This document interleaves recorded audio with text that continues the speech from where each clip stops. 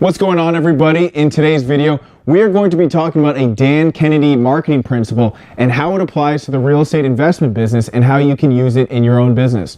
So to start with, he talks about when you're doing your marketing, and I'll go through some examples, your product or service, in this case real estate investing, looking for motivated sellers, is going to appeal to one certain group of people much more so than the general public. So an example for real estate investing would be bandit signs.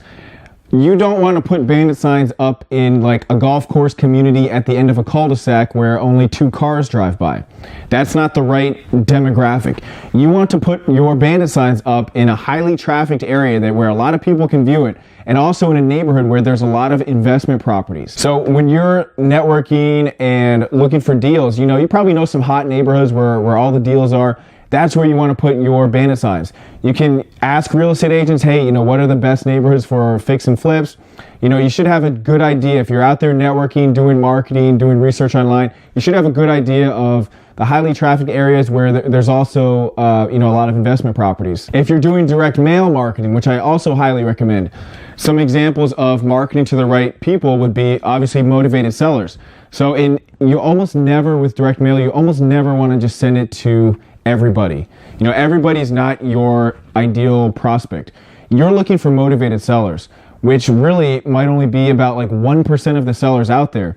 So by motivated sellers, you're looking for people maybe facing foreclosure, tax liens, probates, vacant houses, absentee owners, things like that.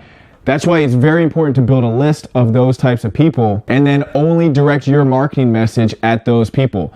If you're just sending out to entire neighborhoods, you could be wasting a fortune when it comes to your marketing budget. In some rare instances, it does make sense, in my opinion, to market to an entire neighborhood, but that's really if you really narrow down to a very specific neighborhood. There's a ton of investment deals to be had.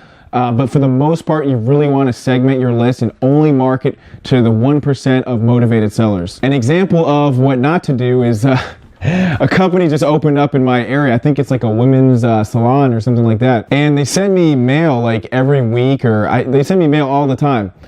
And obviously, I think they're just sending it to the entire neighborhood. They're probably just sending it to every address in my community, where what they should be doing is segmenting their list to people that are more likely to go to a women's salon than other people. So I bet if they were to do a little bit of research or maybe ask their customers or look at who their customers are, they'd probably find a very specific certain demographic. They'd probably find a certain demographic of people who are not their customers, people like me. And they're probably wasting a fortune in their marketing by just blanketing, mailing to everybody. And I bet if they whittled their list down and only sent to those people that are more likely to go to a women's salon, they could be so much more effective with their marketing. So keep in mind, you really want to aim your marketing at the right prospects. It's very easy to just aim your marketing at everybody, but everybody is not your ideal prospect. You're going to have a very specific group of people, so you're going to be much more effective by only aiming it at that group of people. And I'm actually almost convinced that, you can almost give me any marketing message, but as long as I have the right list, the right specific group of people, I'm almost convinced that I'd be successful with that. Just because, in my opinion, the list is going to be your most important asset when it comes to motivated sellers. So keep these tips in mind. Remember to aim your marketing only at the right prospects.